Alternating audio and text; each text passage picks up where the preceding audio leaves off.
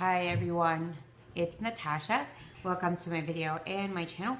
So this video is dedicated and it's going to be my second pregnancy vlog.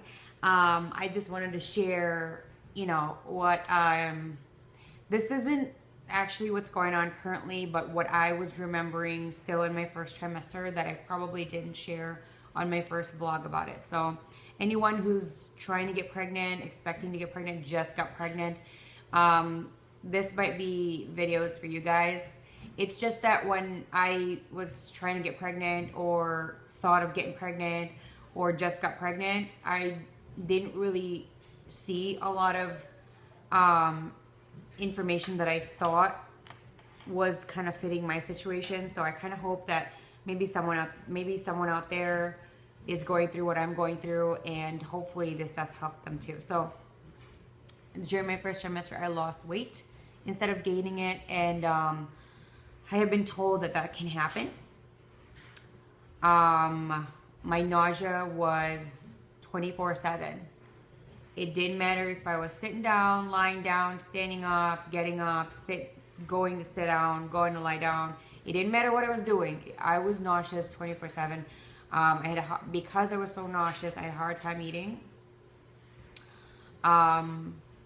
I was able to eat a lot, and if you will notice, in the first trimester, some women do have a hard time eating, especially high in protein or like meat.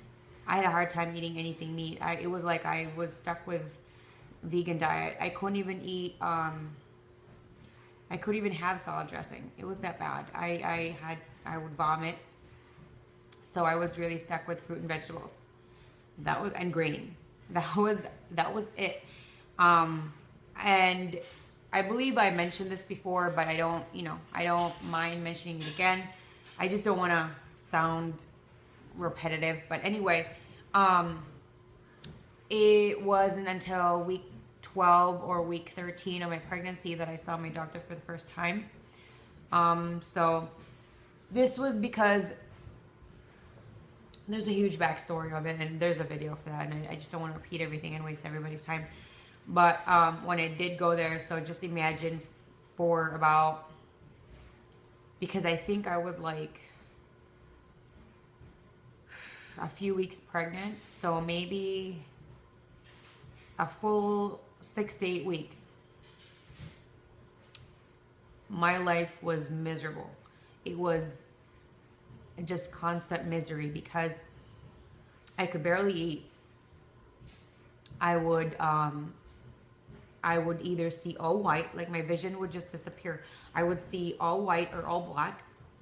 When I stand up and walk, I would sit on the floor because I can't see anything. And I was worried to fall and hit my head, which I don't want to do that again, or break something like a finger, an arm, a wrist, whatever. I didn't want to do any of that. So whenever I felt like that, I would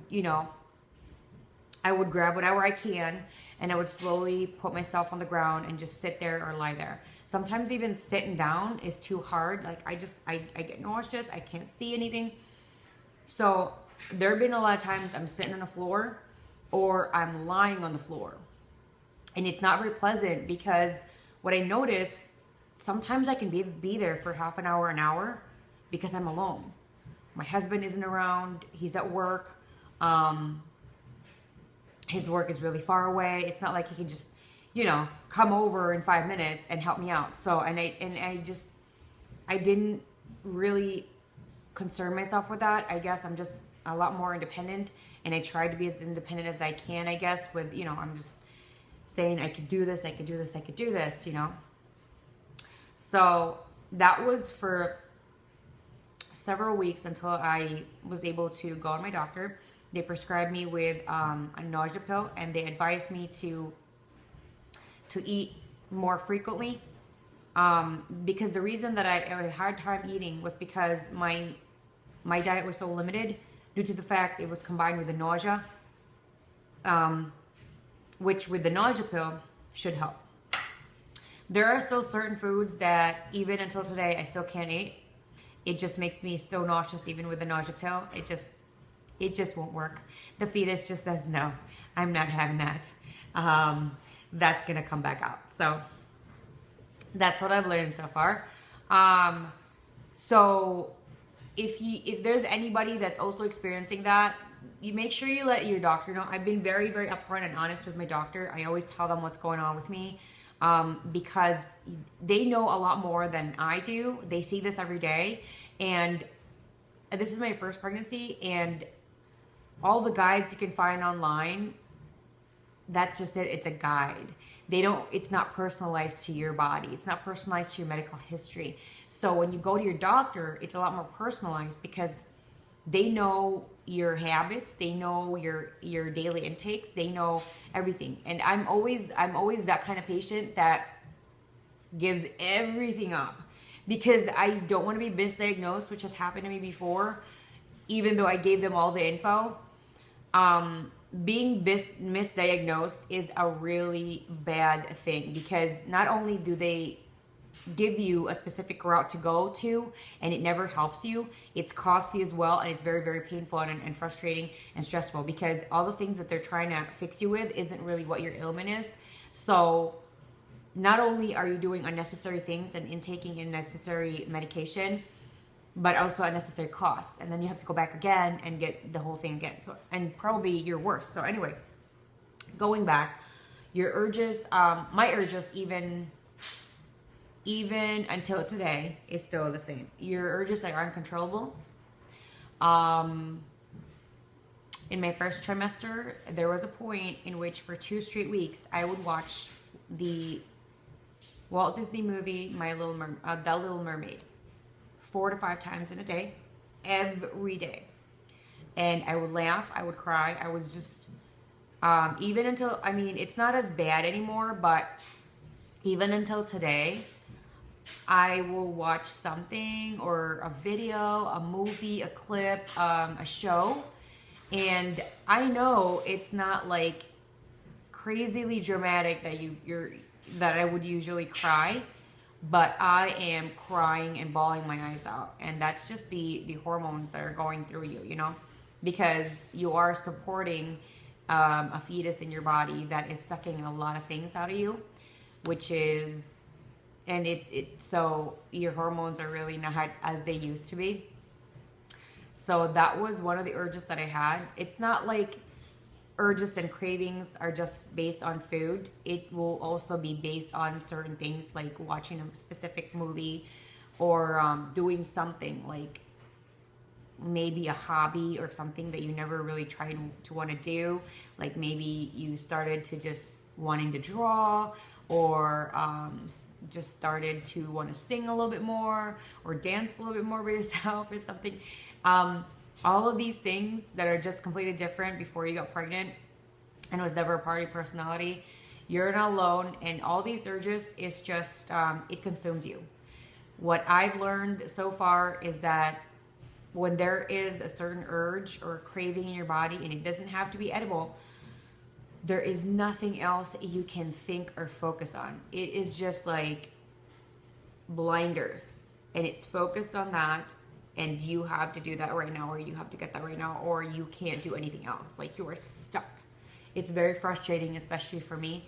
I'm pretty sure I'm pretty sure there's some people out there, some women out there that are like, it doesn't really bother me, but it does bother me a lot. So that's a lot of things that did bother me a lot, due to the fact that I don't really like watching a show or a movie every day, the same exact one, 4 to 5 times. And I don't really like the fact that I had to do that for 2 weeks straight. And when I was taking a break in between, I would see myself going on YouTube and watching the real person sing it, or watching the Part of Your World scene with Ariel in her little cave with all the human things. I was so consumed. I watched that 2 straight weeks, every day, 4 to 5 times a day.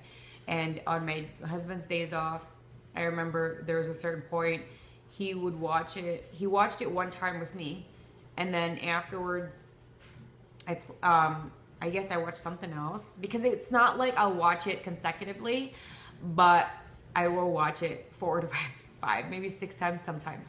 And he would go somewhere else, do something, or go in the other room and watch something or do something else. He'd come back and I remember him asking, "Are you watching that again?" Or I wasn't gone that long, and I would be like crying and be like, "Yeah, I'm watching it again," you know, and I'm hugging our dog, and oh my gosh. I also had, in the very, very beginning of my pregnancy, very, very beginning, like first few weeks, I didn't know I was pregnant, and around the same time, I stopped taking certain medications that were making me feel like a zombie. So I thought it was just because I stopped the medication. So prior to that, for the past 3 months, right before I got pregnant, I was given a lot of medication, and all these medications were like very, very draining, and they were energy consuming. It was due to a rash and allergies. And so if anyone out there that has allergies, and sometimes most of them, the really hard hitters, can make you really groggy. So for about 2.5 months or 3 months, I was just completely groggy, so tired, so lethargic. My body felt so heavy.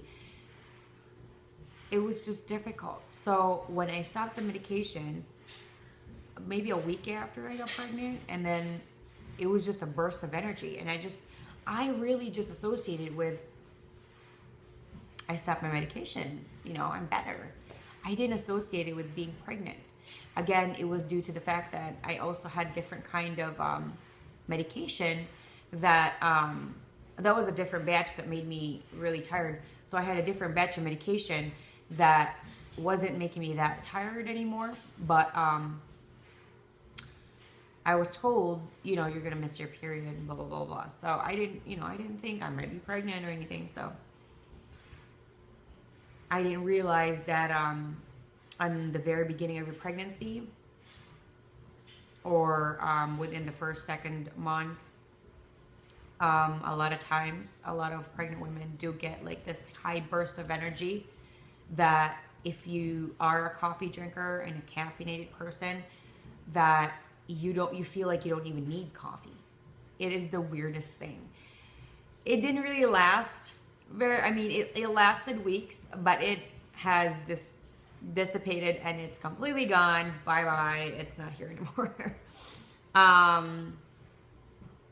Also, when that high energy left, what I was hit with was I would get extremely tired for no reason, and I would just like, my eyelids would just get so heavy that I can't force myself to stay awake. So for like everyday thing, I felt like it was safer to just either stay on the couch or in the bed. But most probably when I was awake, 95% of the time, I would be on the couch, just so I didn't feel like I wasn't really doing anything, even though I really wasn't. I would just fall asleep out of nowhere. Because I still tried as much as I could to do some things around the house. I would be able to do certain things. I won't be able to do them successfully in like one sitting. Let's just say I had to clean like the kitchen counter or the kitchen. I can probably do like a fifth of that, and then just completely be drained and just I know I was getting so sleepy that if I don't rush to the couch, I'm probably just gonna fall asleep on the kitchen floor. So that's what would happen, is that if I tried to do something around the house, I would not accomplish it in one sitting whatsoever, and I would be passed out for like 4 to 6 hours. and I'd wake up and, you know, everything is still a mess, and I get really frustrated because I hate seeing a mess, and I hate dirt, and I hate all that. I hate all that clutter and all that stuff. So, and that also kind of heightened. And the good thing about that is that I read about it, and it said that that's called like nesting period. That will happen because your natural instincts, your motherly instincts, is trying to prepare for your fetus to be born, to be in a clean environment. So, excuse me. Not only do I have unexpected just bursts of being so crazy tired and very, very sleepy that it's uncontrollable, that I would just fall asleep anywhere. But also I would get extremely hyper. So it's the complete, both ends of the spectrum. I would get completely very tired for, sometimes I'm just sitting on a couch. Next thing I know, I wake up and it's been 6 hours later. And also I would have like these bursts of energy that I can't predict how long it'll last. It can last maybe 2 minutes sometimes, maybe 20 minutes, maybe 5 minutes, maybe an hour. And it would just be like, because I have it and I don't know how long it is because it's unpredictable, I do as much as I can because I know it's not going to last very long. And I don't think that's ever happened to me for more than maybe 20 to 30 minutes consecutively. I don't think I've ever reached an hour. It would be like sometimes 1 minute I'd be so energetic, and then 60 seconds later I am just like this, like completely out of it. I'm just completely drained, and it's just the hormones. So I feel like a zombie every day. Zombie, for my definition, is your mind is not your own anymore. Your mind and your body is not owned anymore. You react to certain things very differently than how you used to, in any way: physical, emotional, verbal, mentally, everything. Sometimes when someone talks to me, I know they're talking to me and I can hear them. I can seem to understand it, but I have a hard time connecting what I understand to what I should respond. I did bring this up to my doctor, and they told me that it's called pregnant brain. It's really annoying. Whatever pregnant brain is, supposedly you feel like a zombie, your memory is completely gone. Completely gone. Someone could be talking to me right now, and then 5 minutes later, I will forget everything. Completely. There were times in which someone would text me, and I heard, and my phone is right, like, you know, right next to me, and I hear it and I glance at it, and I know I should open my phone, and I lock my phone and look at it. I know all of that, but it can take me like half an hour to 2 hours maybe, or even the next day to realize, oh yeah, I did get a text. I should probably answer that. Like, it takes forever to connect from A to B now. The hunger is so intense that I've never felt this kind of hunger before.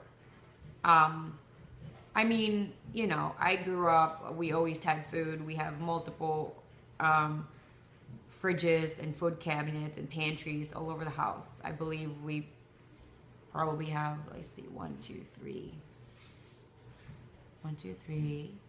4, 5, probably 6 fridges in our house or something like that.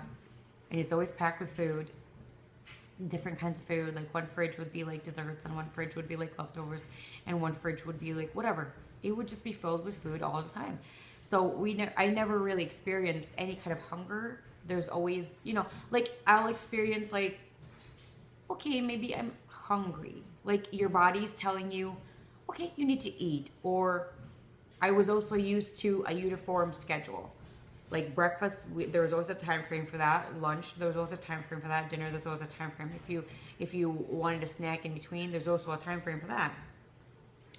And when I moved out from, you know, where I grew up, it was slightly different, but I still kind of, you know, gravitated to what I knew.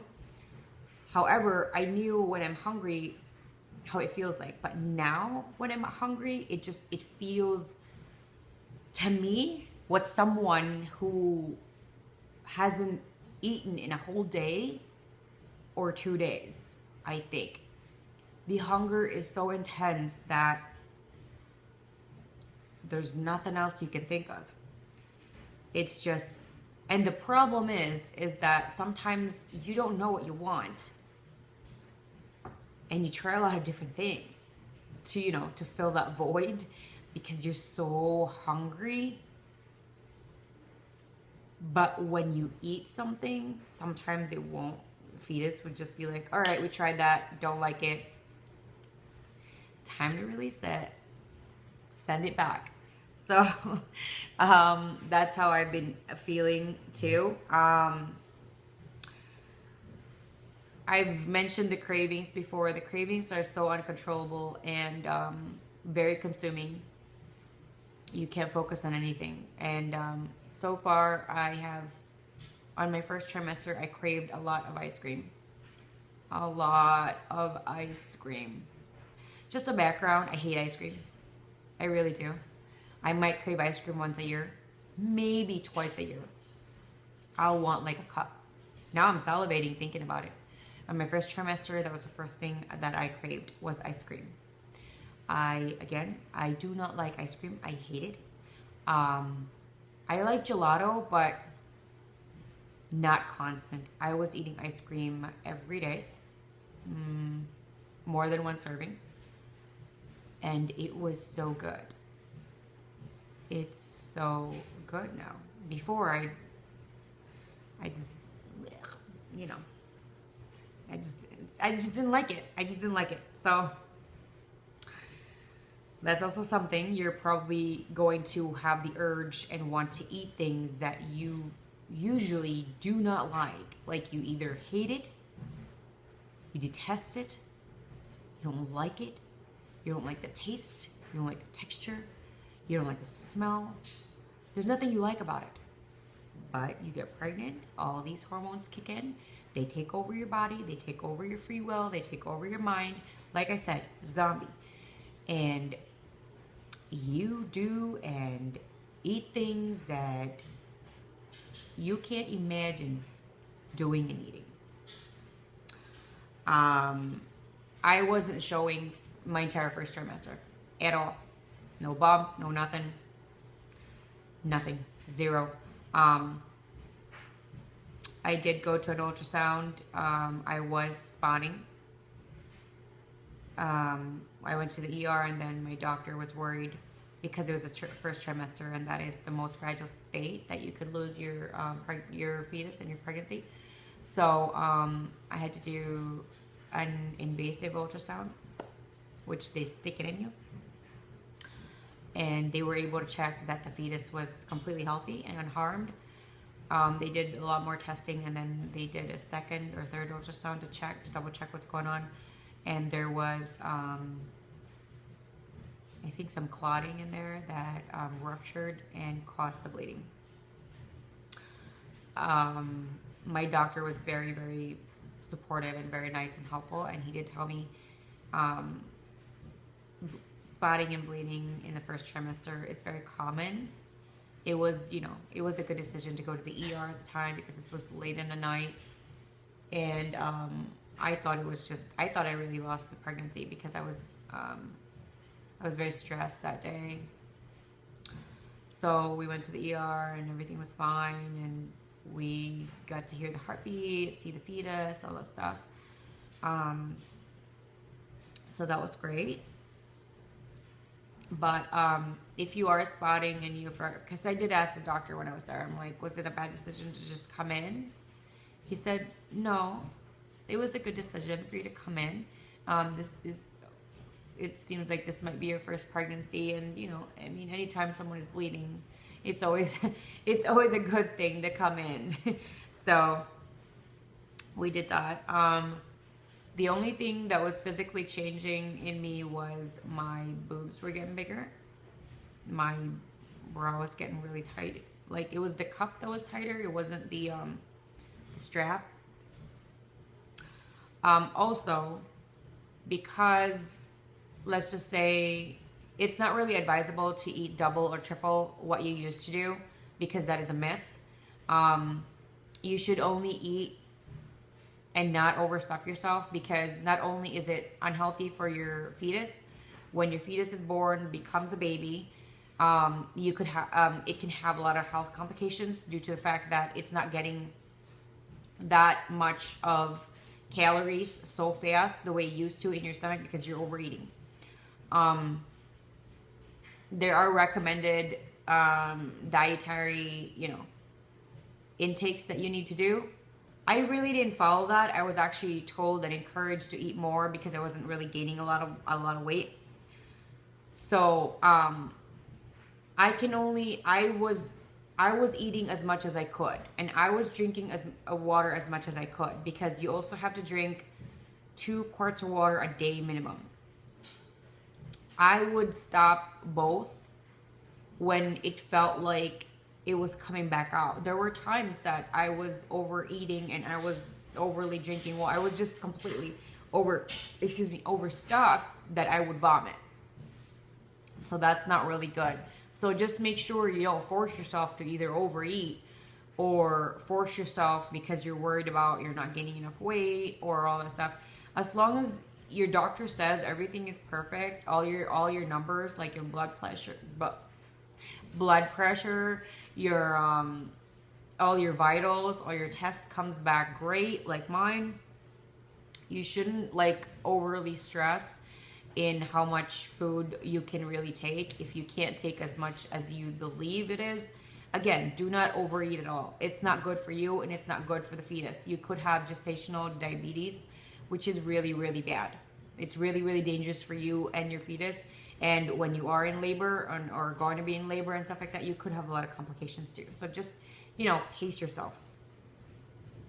I was in your first trimester, you're gonna notice that even if you just eat normal or not really, or drink a certain amount of water. Let's just say you're drinking 1 quart of water in a few hours, right? An example, like 4 hours. But it feels like you're relieving yourself more than what you consumed.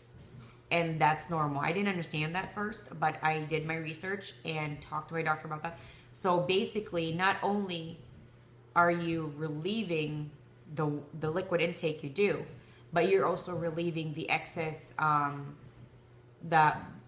so your fetus is sucking your blood, literally. And before it reaches the fetus, it refines everything. It takes out everything that the fetus needs to grow to be healthy, vitamins and nutrients, whatever, that it is going to benefit from. The excess is going to be what's going to come when you relieve yourself. So that is why you are going to go to the bathroom and relieve yourself more often than you usually did. And that's not going to end. I still do that. I just, what I noticed, there's just a certain time in the night before I go to sleep that I just don't drink any more water, because if not, you're going to be up all night. You're going to wake up every 20, 30 minutes. What I also noticed is I drink, what I do is I refill a lot of water bottles, and I count per water bottle how many I drink in a day. So what I noticed, if I only take like 1 tiny sip or 1 big sip and I don't consume the whole bottle, is that I will sit on the toilet for about 10 minutes and it won't be like continuous relief. It would just be like a few drips here, and a few minutes later it'll be 1 drip here. It's really annoying and frustrating. and to the point that your legs can get cramps and be numb. So I don't really advise that. So that's why when I do drink my water, I do drink it as fast as I can in one bottle. Also, the fetus does prefer cold water. I didn't know that until I went to my my childbirthing classes. I just knew when I got pregnant, and I switched to wanting to drink more cold water. I didn't know why. I'm just very in tune with my body, and I do listen to what my body wants. But apparently that's a good thing. It could be that cold water, chilled water, does have a chemical change in it, and it does have higher oxygen levels than non-cold water. Maybe that's it, and maybe it does help the fetus in there. But in their childbirthing class, it was encouraged to drink cold water because it makes your fetus very happy and active, and they like your fetus to be active. It ensures that the fetus is healthy, and it ensures that it's not going to be a stillbirth. So that concludes my part 2 of my pregnancy vlog. And I hope it was helpful. I hope it actually helped anyone out there. And I hope you like my video, my channel. You're gonna hit the subscribe button. You're gonna leave any comments that I enjoy completely. The things that I love about doing all this is that when someone leaves me like a little comment or a note, or someone subscribes me, that those two are just wonderful. I love those. So thank you for the time, and I hope you have a wonderful rest of your day. Bye.